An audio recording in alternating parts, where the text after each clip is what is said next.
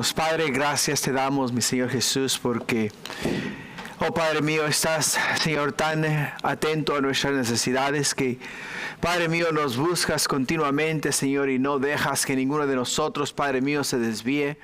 Ni, oh Padre Santo, nos vayamos, Padre Celestial, y nos perdamos en el mundo, Señor. Tú dejas, oh Padre mío, aquellas 99 ovejas que han caminado fielmente contigo y vas tras aquella que se apartó del rebaño, Señor, y la traes nuevamente al redil y le das nuevamente, oh Padre mío, ese afecto, ese amor, ese cariño, lo que le hace falta, Señor. Y así, oh mi Dios, como nosotros, Padre mío, nos sentimos. Padre mío, sentimos tan amados, nos sentimos tan bendecidos por ti, porque tú, oh mi Dios, siempre estás al pendiente nuestro y al cuidado nuestro. Gracias, Padre, por ser tan maravillosamente bueno y ser tan maravillosamente glorioso y maravilloso en nuestras vidas. Gracias, Padre. Ahora, Señor, ten a bien en tu palabra y en ella y a través de ella este día, Señor, hablar a nuestro corazón. Oh, que tu Espíritu, mi Dios, nos mueva, oh mi Dios, a seguirte, a seguir tus pasos, tus pisadas, a hacer tu voluntad, a vivir conforme, oh mi Dios, a los mandamientos, estatutos y decretos establecidos para nosotros, Padre. Ábrenos este día el entendimiento, ayúdanos a escuchar tu voz. Oh mi Dios, ayúdanos, mi Dios, a escuchar el mensaje que tienes para nuestras vidas. Padre, te lo pedimos en el nombre de Jesús y todos decimos amén, amén y amén. Gloria a Dios. Pueden tomar asiento, hermanos. Señor nos lo bendiga. ¿Cómo estamos? Gloria a Dios por la lluvia, ¿no? Gloria a Dios por la lluvia. A mí me gusta mucho el agua, así es de que por aquellos que no les gusta el agua lo siento mucho. Pero a mí que llueva todos los días si fuese posible, lo nublado para mí me brinda mucha energía, me da mucha energía las nubes. ¿Por qué? Porque yo sé que en la nube va a venir uno, el cual viene por mí, mi Señor y Salvador Cristo Jesús. Así es de que, gloria a Dios por ello. Así es de que, ¿cómo estamos, iglesia? ¿Estamos listos para Cristo? Porque Cristo viene pronto, de verdad que viene muy pronto por nosotros. Y como se habrán dado cuenta, si algunos de ustedes están siguiendo las noticias, México está patas para arriba en estos momentos, ¿no? Hay protestas en Guadalajara, hay protestas en México, hay protestas en todas partes del país. En todas partes del país están hastiados de lo que es la violencia, no pueden más, necesitan un cambio en el país. Y como pueden ver, pues definitivamente la situación en México no es nada placentera, pero igual entendemos que la palabra de Dios nos dice a nosotros que en los últimos días la maldad del hombre aumentará en cantidad, ¿no? Y es exactamente lo que estamos viendo en el día de hoy. Hay mucha maldad aquí en la tierra y el Señor nos está preparando para sacarnos de este mundo. Así es de que con ello vamos a dar inicio a nuestro servicio, vamos a darle continuidad al mensaje de la semana pasada. El tema de la semana pasada, hermanos, fue viviendo con orden y fidelidad mientras esperamos al Señor. Viviendo con orden y fidelidad mientras esperamos al Señor. Y hoy día vamos a mirar la segunda parte de este estudio. El estudio, hermano, lo vamos a retomar en 2 de Tesalonicenses capítulo 3. Y este día vamos a continuar en el versículo 11. Pero el estudio en sí abarca desde el versículo 1 hasta el versículo 18. El tema abarca desde el versículo 1 hasta el versículo 18 de 2 de Tesalonicenses capítulo 3. Y hoy día vamos a continuar, hermanos, con el estudio que comenzamos la semana pasada. Y qué interesante, ¿no? Porque el tema nos dice viviendo con orden y fidelidad mientras esperamos al Señor. Mientras esperamos al Señor. La razón por la cual el apóstol Pablo escribe la segunda carta a los tesalonicenses fue precisamente porque dentro de la iglesia comenzó a haber desorden. Comenzó a haber desorden. ¿Por qué razón comenzó a haber desorden? Porque cuando el apóstol Pablo en su primera carta a los tesalonicenses y durante las 3 semanas que el apóstol Pablo estuvo enseñando en Tesalónica, él les habló acerca de la persecución que iban a experimentar, la persecución que estaban experimentando, pero que esa persecución no iba a ser para siempre. Porque Jesús, el Hijo de Dios, regresaría por nosotros, la iglesia, y nos sacaría a nosotros de la tierra y nos llevaría a estar con Él y vivir con Él por la eternidad. Entonces, cuando los tesalonicenses escuchan el mensaje del apóstol Pablo y comienzan ellos a experimentar la persecución, dicen ellos, bueno, la persecución es señal de los últimos días. Es señal de que Jesús viene por nosotros, la iglesia. Si vamos al libro de Mateo y miramos el capítulo 24 de Mateo, vamos a aprender que Jesús nos da a nosotros una advertencia y nos dice ahí en el libro de Mateo capítulo 24 que en los últimos días ha de venir sobre la tierra una gran persecución. O sea, una gran persecución a aquellos los cuales han puesto su fe y su esperanza en Cristo Jesús. Y cuando los de Tesalónica comienzan a experimentar y comienzan a vivir esta clase de persecución, entonces ellos comienzan a cavilar y a entender y a pensar que, ok, entonces quiere decir que Jesús está pronto al regresar por nosotros. Y por lo tanto, muchos de ellos, ¿qué es lo que hacen? Muchos de ellos se dan al abandono, o sea, dejan sus trabajos, dejan sus responsabilidades y se van a los campos, a los montes y comienzan a esperar por el regreso de Jesús. Y cuando ven que Jesús no regresa por ellos, entonces ¿qué es lo que hacen? Regresan nuevamente a la ciudad y comienzan en la ciudad a entusiasmar a las demás personas y a decirles a ellos, hey, prepárense que Jesús viene por nosotros, la iglesia. O sea, estén listos, ya no se preocupen por el trabajo, no se preocupen por las responsabilidades que tienen, preocúpense por estar listos para el regreso de Jesús. Y entonces, ¿qué es lo que hacen? Comienzan a abusar de los bienes de las demás personas y comienza a haber desorden dentro de la iglesia. Y ese es el desorden en el cual el apóstol Pablo quiere corregir. Y está hasta cierto modo corrigiendo también en nuestros días. Es una de las cosas, hermanos, que nosotros, la iglesia, hemos sido llamados sí a esperar todos los días por Jesús. Vivir cada día como si fuese el último día, como que si hoy fuese a regresar el Señor. Que como que si hoy, mientras estamos en este estudio, la trompeta en el cielo suene, los muertos en Cristo resuciten y después nosotros, los que estemos aquí en la iglesia, seamos elevados y llevados a estar con Jesús por la eternidad. O sea, esa debe de ser nuestra expectativa. Vivir diariamente, todos los días, esperando que la trompeta suene. Todos los días, en cada momento, en cada hora y en cada instante. Pero no necesariamente quiere decir que porque vamos a vivir con esa expectativa, hermanos, vamos a abandonar todo lo demás. ¿Por qué? Porque Jesús mismo nos dice a nosotros, ocupaos hasta que yo regrese. Ocupaos hasta que yo regrese. Quiere decir que vamos a trabajar, hermanos, tanto en el ámbito físico como en el ámbito espiritual, hasta el último momento, hasta que la trompeta suene. Y la hora, el regreso de Jesús, nadie sabe. Ni los ángeles en el cielo, sino solamente Dios sabe cuándo Jesús ha de venir a buscar su iglesia. Por lo tanto, la misma escritura, el mismo apóstol Pablo aquí en el libro de Tesalonicenses nos dice que la venida de Jesús será como un ladrón en la noche. Nadie sabe la hora cuando un ladrón va a entrar a robar en una casa. Si el dueño de la casa supiese cuándo el ladrón iba a entrar en la casa, se prepararía para recibir al ladrón.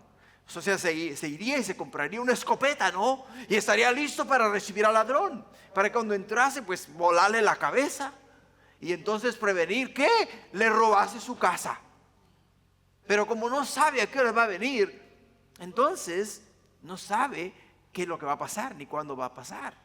Tiene que estar siempre preparado. De la misma manera nosotros tenemos que estar siempre listos para el regreso de Jesús. Por ello, hermanos, después de hablar del gran engaño que dominaría al mundo en los últimos tiempos y de advertir sobre el misterio de la iniquidad, el apóstol Pablo nos habló acerca del hombre de pecado, donde en el capítulo 2 de los versículos 1 al 12 nos dio una clara explicación acerca del hombre de pecado, el hijo de la iniquidad. Es como lo nombra el apóstol Pablo. Pero después de darles a ellos una advertencia acerca de este individuo, Pablo dirige su mirada a los creyentes verdaderos para fortalecerlos.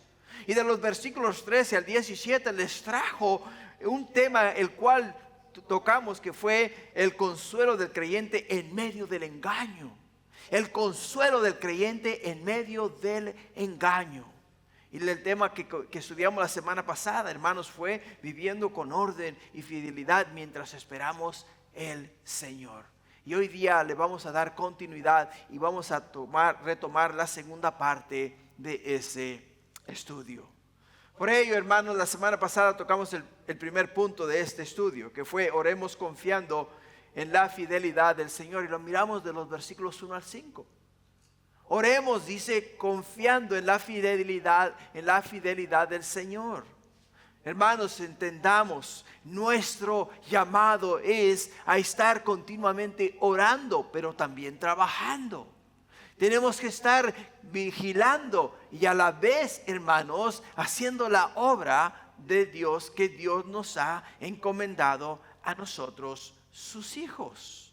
Nos dice el versículo 1, dice, por lo demás, hermanos, orad por nosotros para que la palabra del Señor corra y sea glorificada, así como lo fue entre vosotros, y para que seamos librados de hombres perversos y malos, porque no es de todos la fe, pero fiel es el Señor que os afirmará y guardará del mal. Y tenemos confianza respecto a vosotros en el Señor, en que hacéis y haréis lo que os hemos mandado. Y el Señor encamine vuestros corazones al amor de Dios y a la paciencia de Cristo. Y a la paciencia de Cristo. O sea, Pablo dice, oren por nosotros.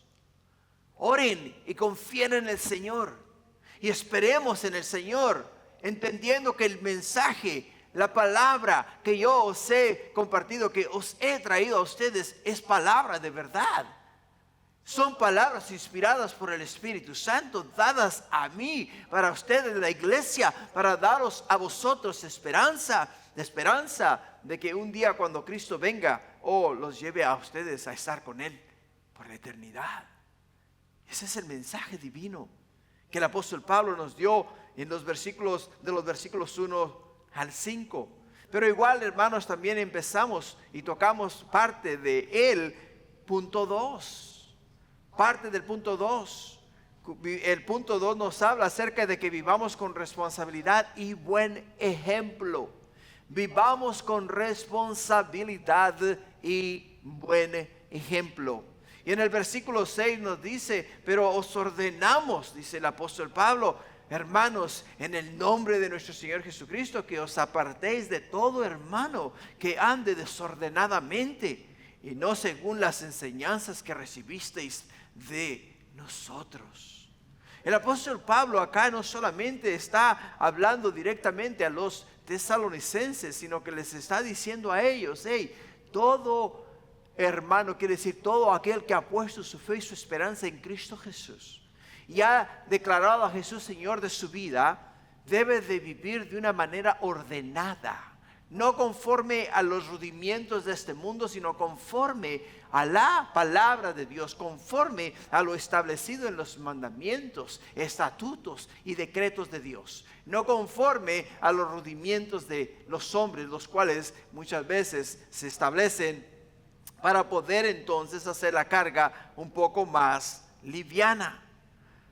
Y por ello es que el apóstol Pablo les habla a ellos de apartarse de quienes, apartarse de aquellos que se llamaban hermanos, pero que estaban viviendo de una manera desordenada, de una manera que no daba testimonio acerca de la gracia, el amor y la misericordia de Dios. Por ello, hermanos, para nosotros es de suma importancia. De suma importancia, ¿por qué? Porque el apóstol Pablo, con autoridad apostólica, ordena que la iglesia no tolere faltas de disciplina y que mantenga el estándar de enseñanza recibida, que la mantenga hasta el último día, la última hora, el último momento en el cual Jesús regrese por nosotros, la iglesia. Mientras tú y yo, iglesia, estemos en esta tierra, nosotros tenemos un manual el cual tenemos que seguir, es la palabra de Dios. Tenemos que seguir las enseñanzas dejadas en la palabra de Dios para nuestro beneficio espiritual, para nuestro caminar con el Señor, para aprender cómo agradar a Dios, para aprender cómo no equivocarnos en esta tierra. Muchas de las veces hacemos cosas y las justificamos simplemente porque me hace sentir bien o porque le hice el bien a alguien o porque quizá le levanté una carga a una persona y creemos que porque hicimos eso ya estamos agradando a Dios. Cuando en sí la palabra de Dios, hermanos, nos enseña a nosotros que lo más importante de nuestra vida y para nuestra vida es mantener una vida disciplinada en las cosas de Dios. Dice la Escritura en Mateo 6:33, mas buscad primeramente el reino de Dios y su justicia, y después todas las cosas vienen por añadidura. Absolutamente todas vienen por añadidura. En Jeremías 33:3, ¿qué nos dice? ¿Qué dice? Clamad a mí, dice el Señor. Clamad a mí y yo os mostraré ¿qué? Cosas grandes y ocultas que no conoces. Jesús en Mateo 11:28 que nos dice: venid a mí todos los que estáis cargados y trabajados y yo os haré descansar.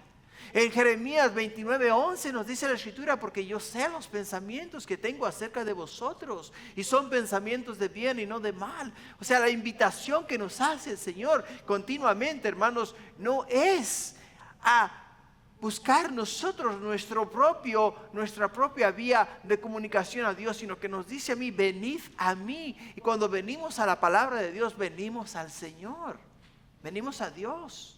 En ella, en la palabra de Dios, es donde encontramos la voluntad de Dios. En ella es donde encontramos la paz de Dios. En ella es donde encontramos el camino a Dios, a través de la palabra de Dios, no a través de experiencias. No a través de sueños, no a través de visiones, sino a través de la palabra de Dios, a través de lo que el Señor nos enseña en su palabra. Por ello, en el versículo 7 al 9, ¿qué nos dice? Porque vosotros mismos sabéis de qué manera debéis imitarnos, pues nosotros no anduvimos desordenadamente entre vosotros, ni comimos de balde el pan de nadie, sino que trabajamos con afán y fatiga día y noche para no ser gravosos a ninguno de vosotros. No porque no tuviésemos derecho, sino por daros nosotros mismos un ejemplo para que nos imitéis. El apóstol Pablo simplemente lo pone tan claro como el agua. Hey, nosotros los que venimos a vosotros, los que os enseñamos la palabra de Dios, os dejamos ejemplo para seguir. Ninguno de nosotros vivió entre ustedes desordenadamente. Ninguno de nosotros se aprovechó de nadie. Ninguno de nosotros comió el pan de nadie de balde. O sea, ninguno de nosotros llegó a la casa de alguien y le dijo: hey, dame de comer porque pues yo soy pastor, ¿no? Y te ministré y te enseñé la palabra. Ahora es tu responsabilidad darme mi sustento. Dice Pablo: no, en ninguna manera. Nosotros fuimos ejemplo. Nos cansamos trabajando, nos fatigamos día y noche y ninguno de nosotros fue gravoso a ustedes, ninguno de nosotros fue carga a ustedes. Wow, qué bendición, ¿no? Porque ese fue un tremendo ejemplo el que nos dejó el apóstol Pablo. Pero en el versículo 10 dice: porque también cuando estábamos con vosotros os ordenamos esto, si alguno no quiere trabajar, ¿qué? Tampoco coma. Wow. Después de hablarnos de su ejemplo y su estilo de vida, Pablo continúa y le recuerda a los creyentes en Tesalónica una enseñanza que ya les había dado en persona. Algunos miembros de la iglesia, malinterpretando la eminencia del regreso de Cristo, hermanos, se habían alejado de sus responsabilidades. Y no solamente eso, sino que ahora el apóstol Pablo les reafirma a ellos la regla profunda, que es la fe en Cristo, la esperanza en el Señor y el hecho de que Dios mismo, Jesús mismo nos dejó a nosotros estipulado que cuando Él vaya a regresar, solamente el Padre conoce el día y la hora. Nadie más conoce el día ni la hora. Jesús nos dejó señales, pero en ningún momento dijo, cuando empiecen a mirar todo esto, vayan y vendan sus propiedades, vayan y usen sus tarjetas de crédito, cárguenlas hasta el máximo y al final del día vivan la vida como la puedan vivir, porque van a ser los últimos momentos que van a vivir en la vida, o sea, en la tierra. En ningún momento Jesús dijo esas palabras. ¿Te das cuenta? En ningún momento Jesús dijo esas palabras. Simple y sencillamente, hermanos, podemos ver que lo que el apóstol Pablo nos dice a nosotros acá es que en el versículo 10 dice, porque también cuando estábamos con vosotros, dice, os ordenamos esto, que si alguno no quiere trabajar, dice, tampoco coma. O sea, no quiere trabajar. O sea, no es que no haya trabajo, es que no quiere trabajar. Y la excusa para ellos era el hecho de que, ¿para qué trabajar? ¿Para qué? Ya Jesús viene por nosotros. ¿Para qué desgastar nuestra vida? Si al final del día Jesús ha de regresar en cualquier momento y nosotros nos vamos a cansar trabajando diariamente de sol a sol, ¿para qué? No hay necesidad. No hay necesidad si Cristo viene ya por nosotros.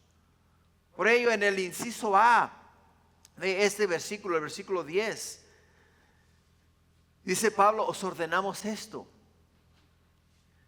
Y os ordenamos esto, hermano, no es un consejo ni una sugerencia, sino una instrucción directa del Señor para mantener orden en el cuerpo de Cristo. O sea, Pablo dice, os ordenamos esto. Y en el inciso B dice, si alguno no quiere trabajar. O sea, si observas, nos dice que si alguno no dice que si alguno no puede trabajar. Dice, si alguno no quiere trabajar. Si alguno no quiere trabajar. Simple y sencillamente, si no quiere trabajar, las circunstancias para él son diferentes. Ahora entendamos algo. Hay personas que literalmente no pueden trabajar por impedimentos físicos. Por impedimentos físicos. Hay personas que les falta un pie o un brazo. Hay personas que su mente no les da para poder sostener un trabajo. Hay personas que literalmente no pueden trabajar. No pueden trabajar. Pero los que no quieren, hermanos, nos habla acerca de una actitud de pereza y no de incapacidad. ¿Te das cuenta? Una actitud de pereza y no de incapacidad. Ahora, el problema no era la necesidad ni la falta de disposición, sino era el corazón de ellos. El corazón de ellos estaba puesto en el lugar equivocado.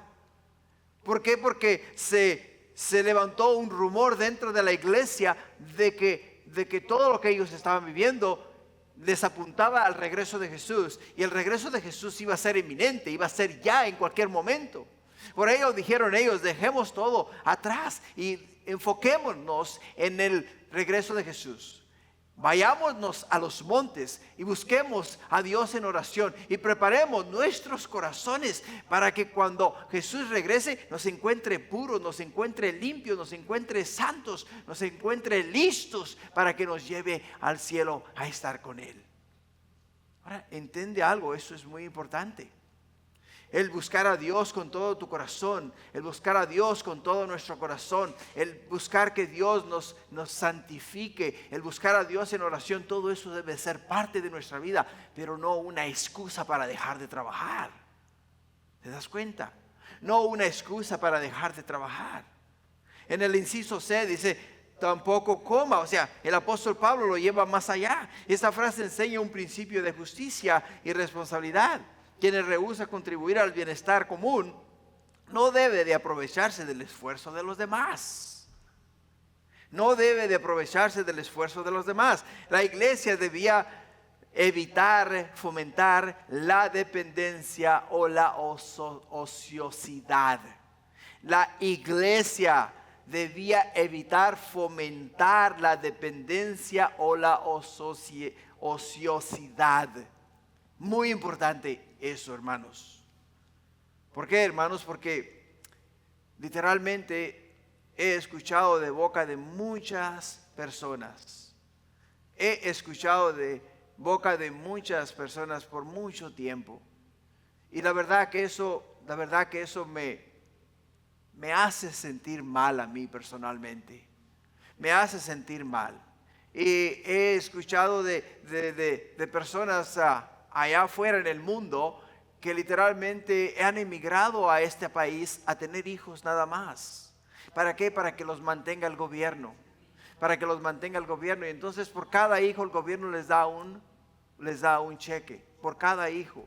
Y entonces cuando estos hijos, cuando ellos tienen estos hijos, el gobierno automáticamente los está sosteniendo.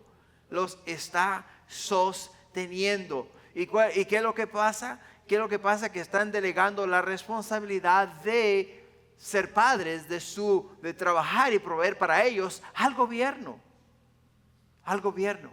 Y es algo que no es bíblico, ¿entiende? No es bíblico. La palabra de Dios nos dice a nosotros que los hijos son la responsabilidad de los que los engendraron, no del gobierno ni de nadie más.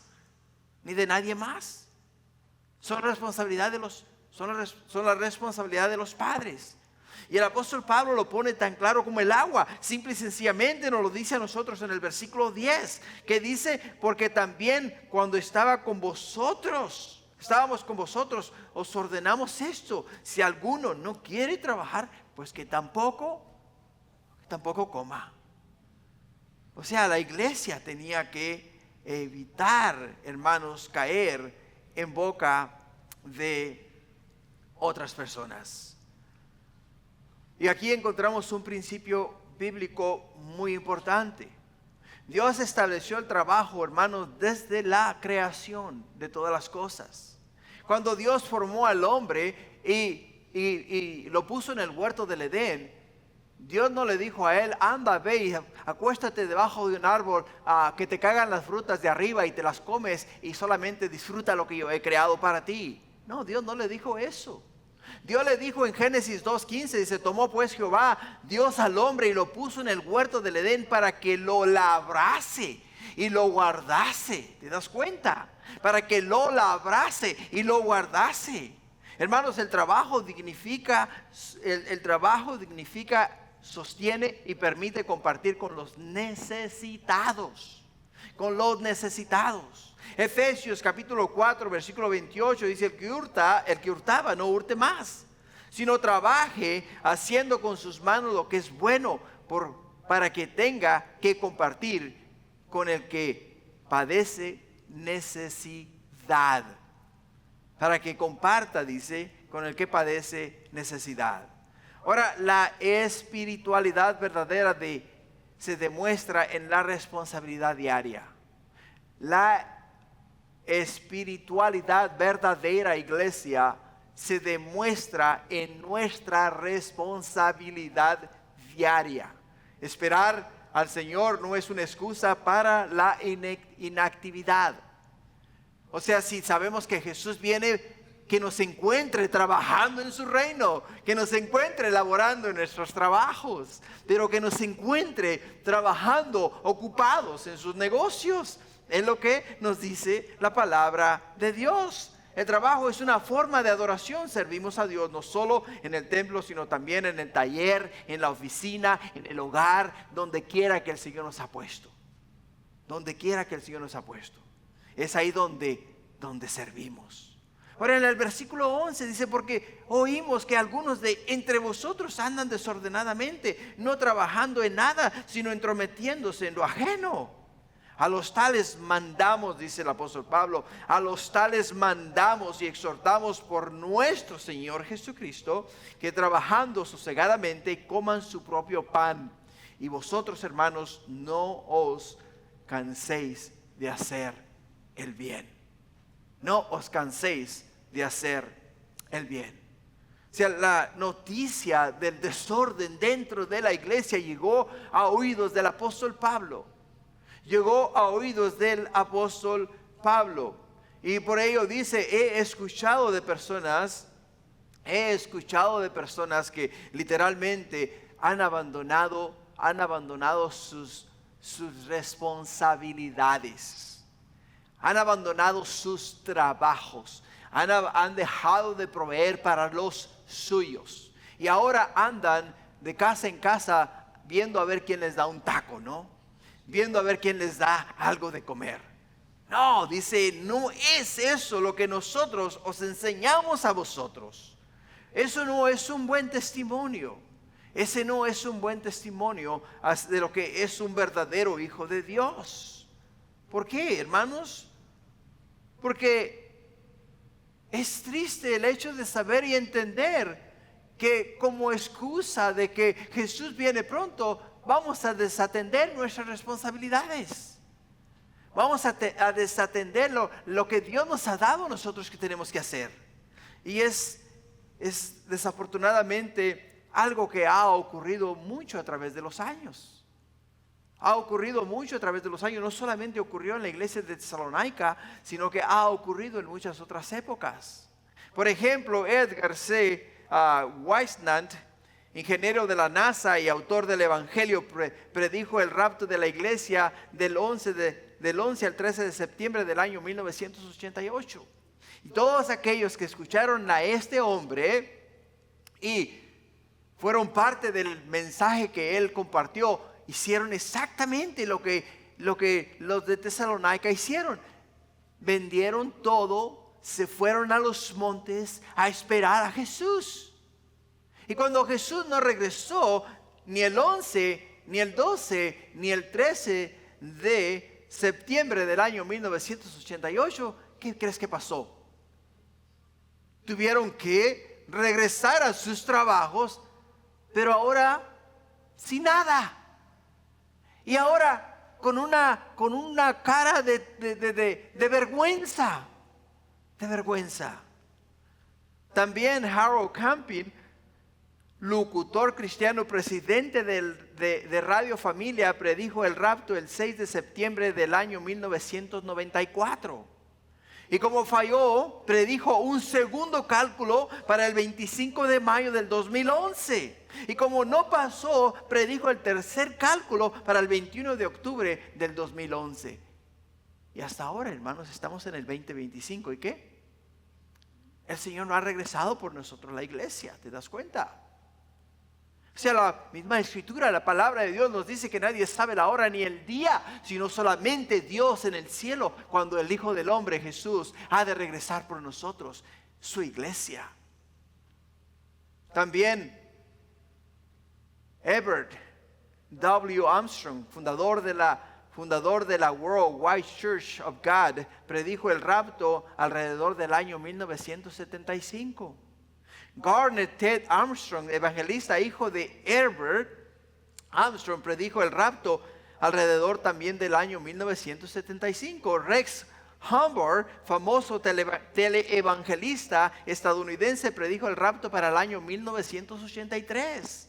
Hall Lindsey, escritor y maestro de profecía bíblica, The Late Great Planet Earth, predijo el rapto para el año 1980. Y como periodo probable del fin a partir de la generación del año 1948.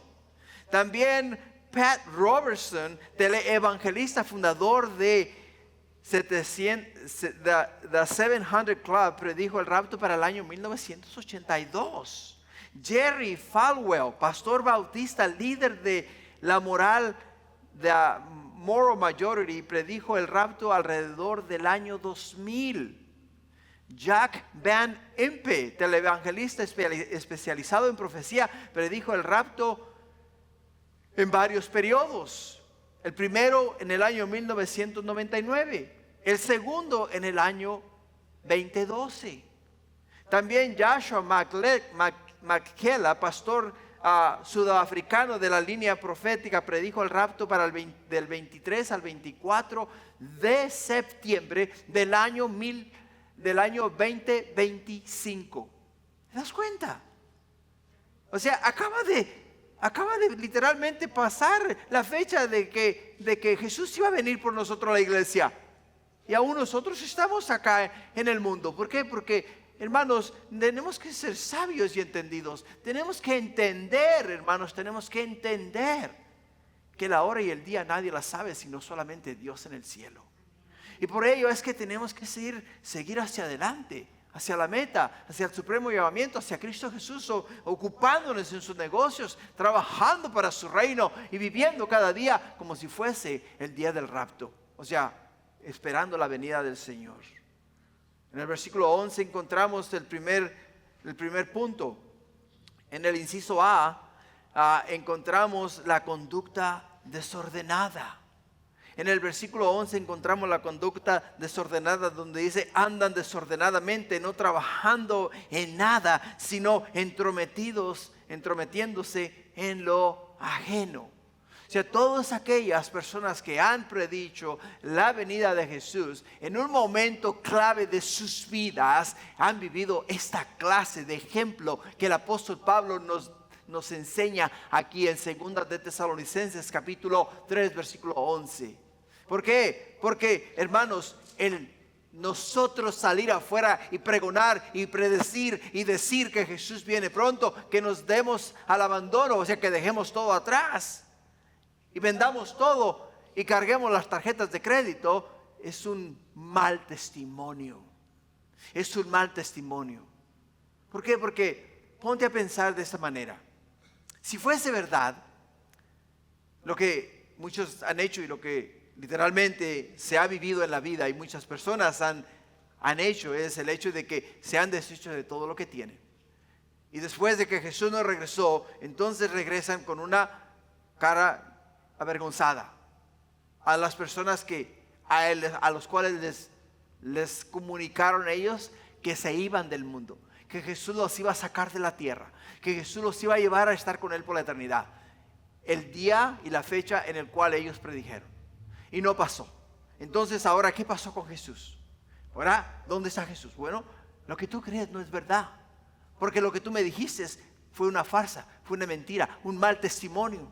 De igual forma, si tú dices: voy a vender todo y voy a cargar mis tarjetas de crédito, ¿qué crees que van a decir las compañías de crédito cuando tú salgas de acá y seas llevado al cielo? Esos cristianos se aprovecharon de nosotros. ¿Y qué fue lo que hicieron? Cargaron nuestras tarjetas y nos dejaron con grandes deudas. ¿Y ahora qué vamos a hacer? O sea, un mal testimonio. Eso no es de un hijo de Dios. Eso no es de un hijo de Dios. Nuestro testimonio, iglesia, es de pureza, es de verdad, es de que hacemos la diferencia y el cambio en la tierra. Que cuando las personas nos vean a nosotros puedan decir: hay un hijo de Dios en todos los aspectos, en honestidad, en transparencia, en nuestra manera de comportarnos, en nuestra manera de hacer negocios, en nuestra manera de trabajar. ¿Sabes? Tristemente el día de hoy los empleadores no quieren cristianos en sus compañías. Desafortunadamente el día de hoy hay muchas compañías que cuando tú dices: yo soy cristiano, te sacan de la lista. ¿Por qué? Porque el cristianismo, los cristianos, de una manera u otra, hemos dado un mal testimonio. ¿Por qué? Porque llegan nos estamos tomando nuestro break, ¿no? Nos dan media hora o nos dan una hora. Y entonces sacamos la Biblia y comenzamos a leer. Ya pasó una hora y media, y llega el jefe: ¿qué estás haciendo? Bueno, pues estoy en mi break. Pero eso ¿cómo es una hora? Es una hora, pero es que estoy leyendo la Biblia. Pero un momento, ¿te pago para leer la Biblia o te pago para trabajar? O sea, ¿te das cuenta? La excusa es: estoy leyendo la Biblia. Comúnmente, o sea, muchas veces nos olvidamos de nuestra responsabilidad. Dios, hermanos, ha establecido un orden. Y ese orden es el que Dios quiere que nosotros sigamos. ¿Para qué? Para que cuando Él venga, nosotros, hermanos, dejemos un buen testimonio y demos un buen testimonio. Desordenadamente, hermanos, en griego es atactos, significa fuera del orden establecido, como un soldado que rompe filas.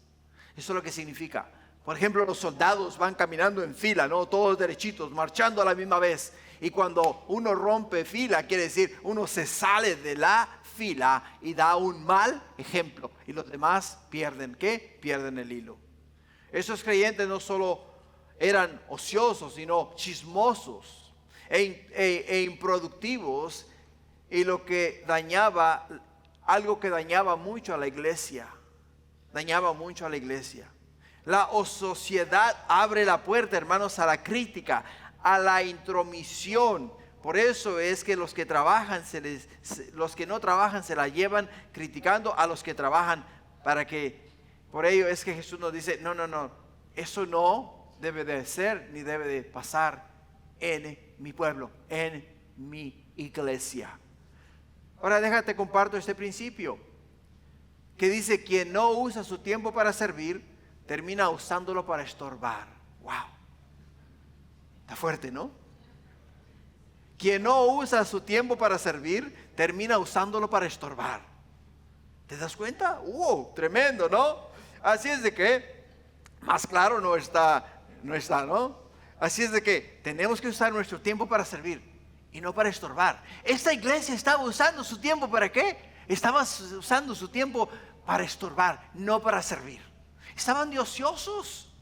Se estaban entrometiendo en la vida de las demás personas. Estaban levantando chismes continuamente y estaban causando división dentro de la iglesia. Lo que nos lleva al inciso B, que es la exhortación al trabajo tranquilo.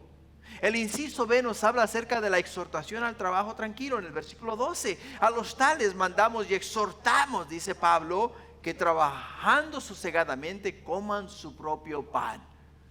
Se trabajen para que se ganen el pan de cada día. Pablo combina mandato y exhortación, firmeza y gracia. El apóstol Pablo acá combina mandato y exhortación y les dice a ellos, tiene que haber orden dentro de la iglesia. No puede ustedes, digamos, vivir desordenadamente y dar un buen testimonio o hacerte llamar seguidor de Jesús.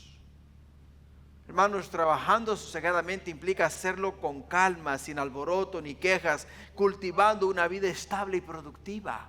Eso es lo que significa.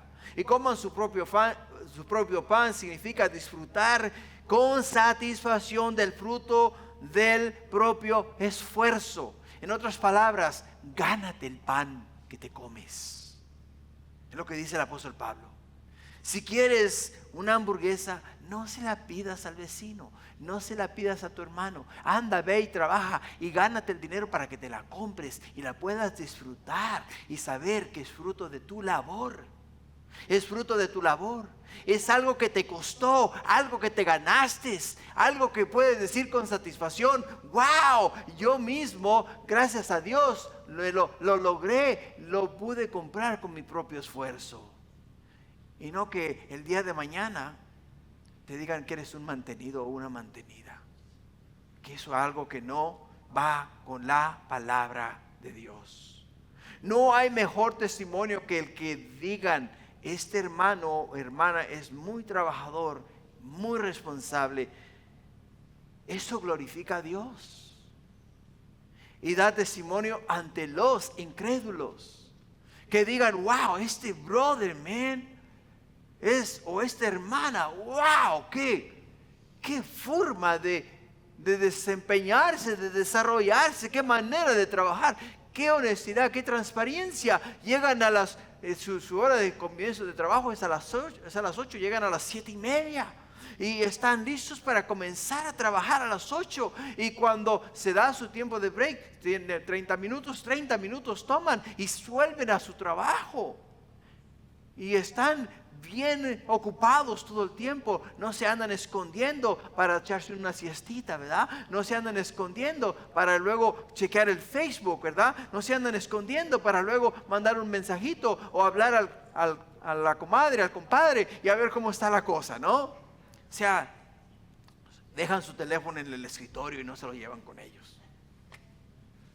El inciso C nos dice en el versículo 13: El llamado ¿a qué? El llamado a perseverar en el bien, en el versículo 13. Y vosotros, hermanos, no os canséis de hacer el bien, dice Pablo. Mientras algunos se desaniman al ver la pereza o el desorden de otros, Pablo anima a los fieles a no bajar la guardia. A no bajar la guardia. En el mundo hay personas que genuinamente necesitan ayuda. Genuinamente necesitan ayuda, ¿ok? Ya sea por impedimento físico o alguna enfermedad. Hay que extender la mano a estas personas.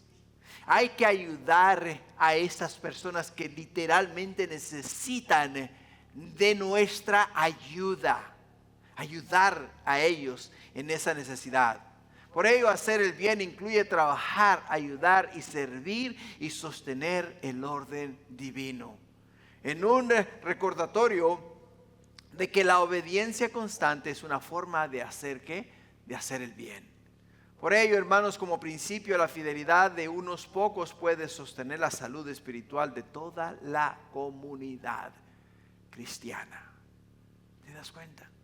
Tu fidelidad, iglesia, tu amor por el Señor, tu entrega, tu servicio, tu honestidad, lo que tú haces para Dios, de verdad es un gran testimonio para el mundo. Cuando el mundo te vea, van a querer ser como tú. Cuando el mundo te vea, van a querer lo que tú tienes. Van a decir, oye, ¿cómo tú le haces para tener una sonrisa en tu rostro cuando te están trabajando de sol a sol? Oye, ¿cómo tú le haces para poder hablar con tu supervisor cuando tu supervisor es áspero contigo? ¿Cómo tú haces? ¿Cómo tú haces para tener siempre gozo en tu corazón? Y tienes que siempre tener esa respuesta porque Cristo está en mi corazón. Y lo que yo hago no lo hago para el hombre. Lo que yo hago lo hago para Dios. A quien yo doy cuentas no es a mi supervisor, no es a mis compañeros de trabajo, es a Dios. Dios es el que me mira, Dios es el que me supervisa, Dios es el que conoce mi entrar y mi salir. A Él es a quien yo le voy a rendir cuentas al final del día. Y al final del día Él es el que me va a juzgar. No van a ser los hombres, ni van a ser mis supervisores, ni van a ser las compañías para las cuales yo trabajo. Es Dios, y a Dios es a quien yo quiero agradar. Y esa debe de ser nuestra actitud.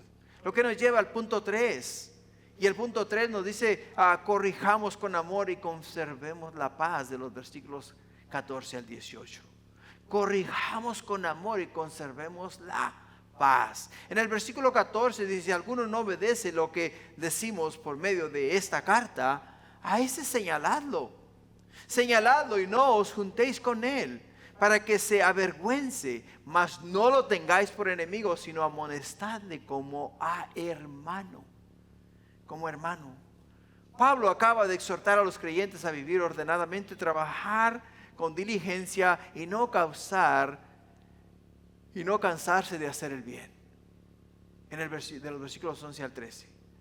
Ahora da instrucciones concretas sobre cómo tratar al que persiste en ignorar estas enseñanzas. Su meta no es castigar, sino corregir. Date cuenta, la meta de Pablo no es castigar, sino corregir. Pablo busca perseverar la pureza de la iglesia y al mismo tiempo provocar arrepentimiento en el desobediente. Es muy importante para nosotros.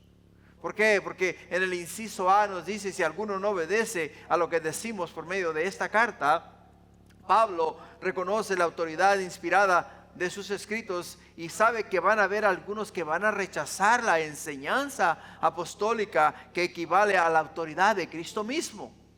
Algunos de ellos la van a rechazar. Algunos de ellos le van a decir, tú estás mal.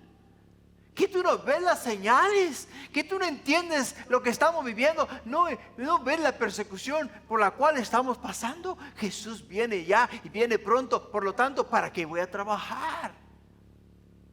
Le tienes que decir, bueno, no quieres trabajar, pues entonces no puedes comer. Yo no te puedo sostener, yo no puedo alimentarte a ti porque quieres vivir una vida de holgazán. Simple y sencillamente no es mi responsabilidad sostenerte a ti. O sea, ¿sabes qué? Perdóname, pero no te puedo ayudar. Y eso duele, hermanos. Eso duele, especialmente cuando tienes Cuando viene alguien y te pide a ti que le ayudes, pero si tú sabes que ese alguien que te pide que le ayudes, lo está haciendo simplemente por ser holgazán, entonces tienes que poner tu pie en la tierra y tienes que fijar, hermanos, tus parámetros y tienes que decir a la persona en amor que tiene que regresar a sus responsabilidades, tiene que esperar por el Señor, trabajando para el reino de Dios y trabajando para sostenerse él mismo y su familia. Porque es nuestra responsabilidad. Es nuestra responsabilidad. ¿Por qué, hermanos? Porque no se trata de opiniones personales, sino de mandamientos del Señor mismo, ¿no? En 1 Corintios capítulo 14, versículo 37, que nos dice: si alguno se cree profeta o espiritual, reconozca que lo es, que lo que os escribo son mandamientos del Señor. ¿Te das cuenta? Lo que el apóstol Pablo dice acá: hey, entiendan que lo que yo os digo a vosotros no es opinión de Pablo, sino es inspiración del Espíritu Santo. El Señor mismo quiere que haya orden dentro de su casa, dentro de su iglesia. Él no quiere que su iglesia sea un mal testimonio al mundo, sino que gane al mundo por su testimonio. Es ahí donde tú y yo, iglesia, vamos a hacer la diferencia. La obediencia a la palabra revela nuestra sujeción a Cristo. La obediencia a la palabra de Dios revela nuestra sujeción a Cristo Jesús. Si obedecemos la palabra de Dios, vamos a obedecer a Jesús. Vamos a obedecer sus palabras. Si entendemos que lo que estamos leyendo, lo que tenemos delante de nosotros es la palabra de Dios, quiere decir que es inspirada por el Espíritu Santo. Y si entendemos que ha sido dejada para nosotros y la obedecemos, estamos sujetándonos a la voluntad de Dios y no a la voluntad del hombre, ni mucho menos a especulaciones o aquello que creemos que ha de ser y no ha de ser. Por ello, en el inciso B, que nos dice: a ese señaladlo. A ese señaladlo. Esta expresión significa: identifíquenlo o tómenlo en cuenta. Identifíquelo o tómenlo en cuenta. Quiere decir que cuando tú veas algo así, no te quedes callado. No te quedes callado. Identificarlo quiere decir: miren, este hermano o esta hermana ha dejado los rudimientos de la verdad y ahora se ha dejado llevar por especulaciones y mentiras y rumores y mentiras que se han levantado dentro de la iglesia respecto al regreso de Jesús, por las cuales y a través de las cuales Él se ha alejado de sus responsabilidades.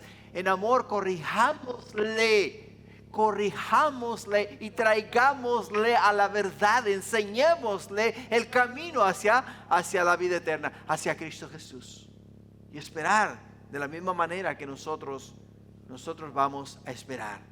No dice el apóstol Pablo señalarle y decirle: tú eres el haragán, tú eres el flojo, tú eres el que ha estado perturbando la iglesia. No. Dice Pablo: no, así no. No. Dice: tienes que señalarlo de la forma de decir: hey, mira, estás mal. Tengo que ver que si no corriges tu manera de vivir, si no corriges tu caminar con el Señor, temo que te vayas a alejar de la verdad. ¿Por qué, hermanos? Porque la comunidad debía tener discernimiento para distinguir entre quienes obedecían y quienes desafiaban abiertamente las enseñanzas apostólicas. O sea, ellos tenían que entender eso. La iglesia, hermanos, debe reconocer con claridad las conductas que contradicen el evangelio. La iglesia, tú y yo, nosotros tenemos que ser sabios. Tenemos que ser sabios, entendidos y saber y entender que cuando la palabra de Dios nos dice a nosotros que tenemos que someternos a la voluntad del Padre, seguir las enseñanzas del Hijo y ser exhortados por el Espíritu Santo a través de las Sagradas Escrituras, que tenemos que seguir lo que Dios nos dice a nosotros. No lo que yo creo, ni lo que yo pienso, ni lo que me dijeron que hiciese, sino lo que la palabra de Dios me dice que debo de hacer. Lo que nos lleva al inciso C: En el inciso C dice, y no os juntéis con él. Y no os juntéis con él. Esto no implica excluirlo totalmente de la comunión, sino retirar la cercanía social y la aprobación de tal persona. ¿Por qué? ¿Por qué el apóstol Pablo es tan directo? ¿Por qué el apóstol Pablo literalmente, hermanos, nos lleva y nos dice esas palabras? Porque mira, te lo voy a poner de esta forma. Si saben ustedes de la iglesia que yo estoy caminando en rebelión, si saben que me he rebelado contra los principios establecidos por el Señor en su palabra, y ahora yo mismo me he hecho mis propias ideas, he generado mi propia doctrina, y ahora yo camino en error, y ustedes me miran y la gente los mira a ustedes conmigo, ¿qué van a creer? ¿Qué van a pensar? Que ya se alinearon con mi manera de ser, mi manera de vivir. Y mi testimonio ahora, lo que yo soy, y los miran a ustedes conmigo, van a decir, mira, ya los convenció. Mira, ya son de la misma calaña. Mira, ya son del mismo partido. Mira, ya siguen los mismos principios. ¿Y qué es lo que va a pasar? Al final del día, ustedes están bien. En ningún momento se han equivocado. Pero por juntarse conmigo, ahora tienen un mal testimonio. Los apunta, la gente los va a apuntar. Los va a apuntar. Y dice Pablo, no. Dice, si este hermano o esta hermana ha decidido literalmente apartarse de hacer lo que es digno y correcto delante de Dios, entonces no os juntéis con ellos para que no os critiquen a vosotros como ellos, como lo que son ellos. Por ello, hermanos, no debemos olvidar que la disciplina cristiana busca restaurar, no destruir. Busca restaurar, no destruir. Ahora, la falta de comunión muchas veces lleva a las personas al arrepentimiento. Porque si tú eres una persona que ama el cuerpo de Cristo, una persona que siempre está involucrada en la iglesia y siempre estás atento a la iglesia, y de una manera u otra te excluyen y te ves excluido, vas a extrañar aquellas relaciones que tenías con aquellas personas, y te va a llevar a enmendar tu manera de vivir. Te va a ayudar a corregir tu doctrina, a esperar como debes de esperar en el Señor. Por ello, en el inciso D nos dice para que se avergüence. La vergüenza aquí es santa y restauradora, no humillante. El objetivo es despertar en el hermano arrepentimiento y deseo de volver al orden de Dios. Es el mismo propósito de Jesús que Jesús establece en Mateo capítulo 18, de los versículos 15 al 17, donde de una forma progresiva establece una corrección divina, una corrección que trae orden a la iglesia. En Mateo 18, 15 dice, por tanto, si un hermano peca contra ti, ve y repréndele estando tú y él solos. ¿Te das cuenta? Si te oyere, has ganado a tu hermano. En el versículo 16, mas si no te oyere, toma aún contigo a uno o dos para que en boca de 2 o 3 testigos conste toda palabra. Y en el versículo 17 dice, y si no los oyere a ellos, dile a la iglesia. Y si no oyere a la iglesia, tenerle por gentil y publicano. Tenerle por gentil y publicano.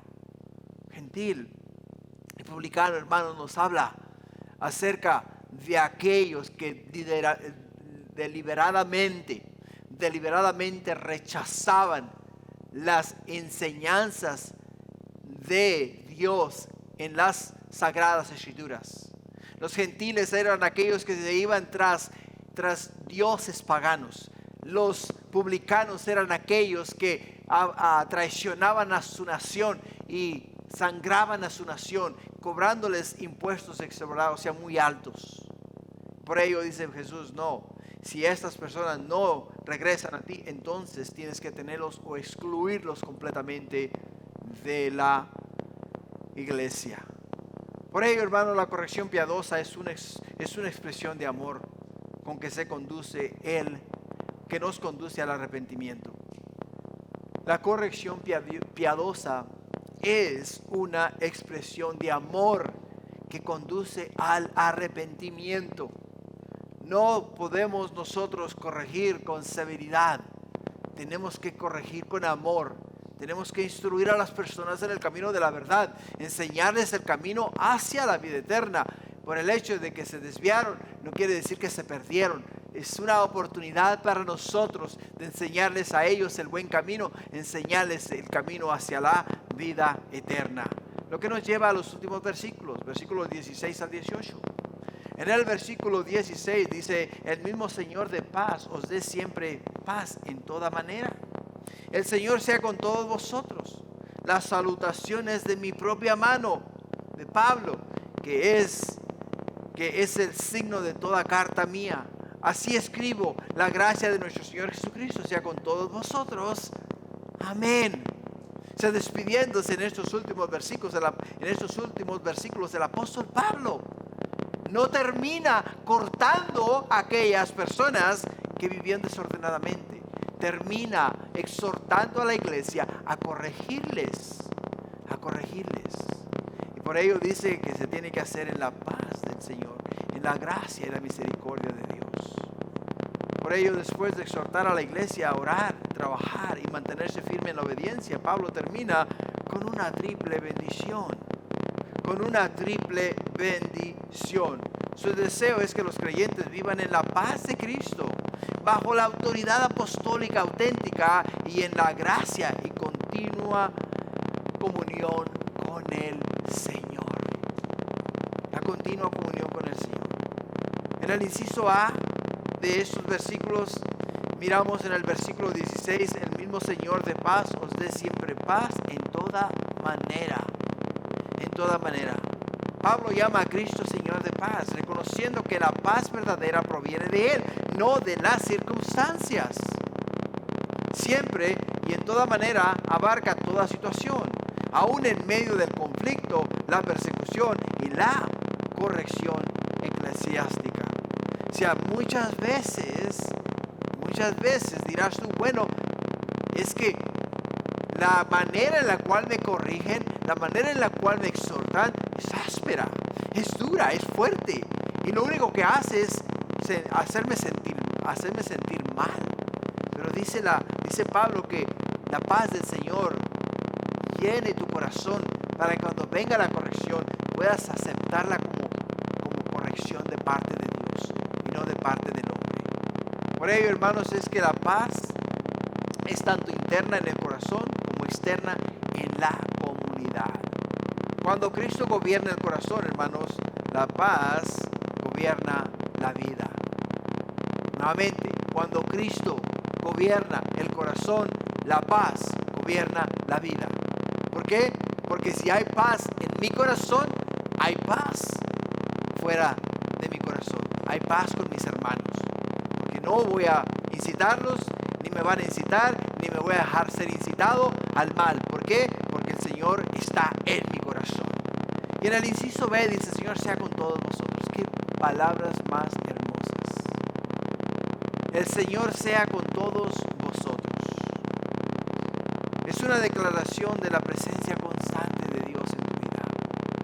Pablo recuerda que la iglesia no está sola en su lucha contra el desorden, la oposición y la debilidad.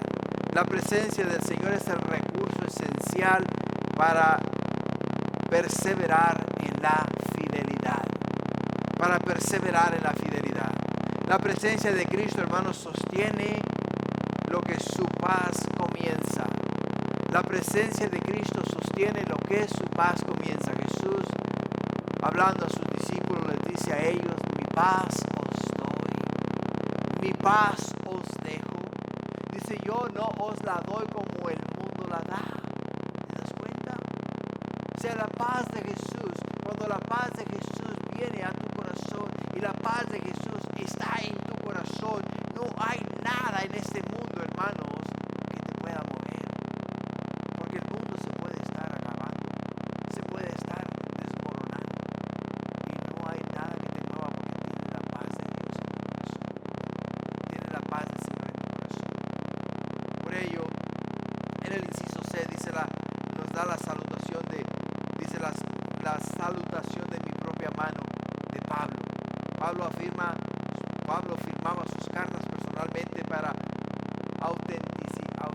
asegurar su autoridad y proteger a la iglesia de falsificaciones. La frase "así escribo" muestra que había un sello o estilo distintivo en su firma. Y Pablo dice: confírmenlo, que lo que ustedes están viendo y leyendo procede de mi mano, de mi puño. Yo mismo os lo escribí, yo mismo os lo envié con el fin y el propósito de acercarlos a ustedes al Señor, corregir a ustedes las deficiencias que se habían levantado dentro de la iglesia para que ustedes caminen de una manera que agrada a Dios. Como principio podemos ver la verdad del Evangelio siempre lleva la marca de la autenticidad y la integridad. La autenticidad y la integridad de aquellos que son hijos de Dios.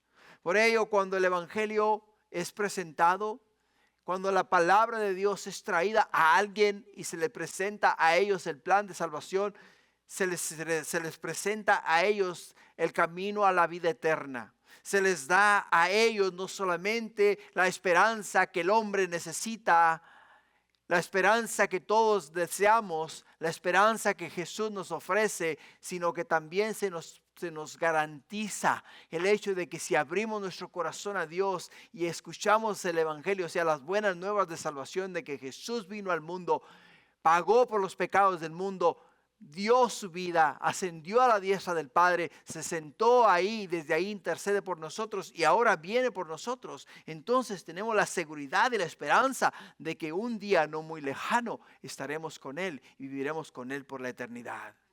Lo que nos lleva al inciso final, al punto final. La gracia de nuestro Señor Jesucristo sea con todos vosotros. Pablo termina como comenzó, con la gracia de Cristo. La gracia no es solo una despedida amable, sino el fundamento de toda vida cristiana. ¿Te das cuenta? La gracia no es solo una dependencia amable, sino el fundamento de toda vida cristiana. Es la fuente de fortaleza, perdón, perseverancia y gozo. Por ello, hermano, la vida cristiana comienza y termina con la gracia de Cristo. Sin ella no hay paz, ni poder, ni perseverancia. Sin ella no hay nada. Y para concluir, la segunda carta a los tesalonicenses nos enseña que la fe verdadera espera con esperanza, persevera en la verdad y vive con responsabilidad. Pablo nos recuerda que mientras aguardamos la venida del Señor, debemos hacerlo orando con fe, trabajando con diligencia y manteniendo el orden espiritual. El creyente maduro no se inquieta por el futuro, ni se distrae con el desorden del presente, porque confía en el Señor de paz, quien sostiene su vida con gracia constante. Por ello, el mismo Señor de paz, de siempre paz en toda manera en nuestras vidas. Y la gracia de nuestro Señor Jesucristo sea con todos nosotros. Amén. Gloria a Dios. Con ello damos fin al estudio de Segunda de Tesalonicenses y Dios mediante damos inicio al primer libro de Timoteo. Nuestro siguiente estudio va a ser en el libro de Primera de Timoteo y después Segunda de Timoteo y después de los Timoteos nos regresamos a Mateo. ¿Qué les parece? Y ya entonces de Mateo pues nos regresamos a Marcos. Después de Marcos nos vamos a Lucas. Y de Lucas nos vamos a Juan. Y entonces de Juan pues seguimos con Hechos, ¿no? Y vamos a regresar. ¿Por qué? Porque queremos, hermanos, darles a ustedes el mensaje, la palabra, el evangelio, las buenas nuevas de salvación. Y prepararnos para la venida del Señor. Amén. Gloria a Dios. Pueden ponerse de pie. En reverencia, Señor, y vamos a orar y así cerramos nuestro estudio este día. Padre, gracias porque a pesar de mi Dios tantas cosas y tantas pruebas y tantas dificultades que nos presenta la vida, ninguna de ellas significa que tú, oh mi Dios, has de venir ya.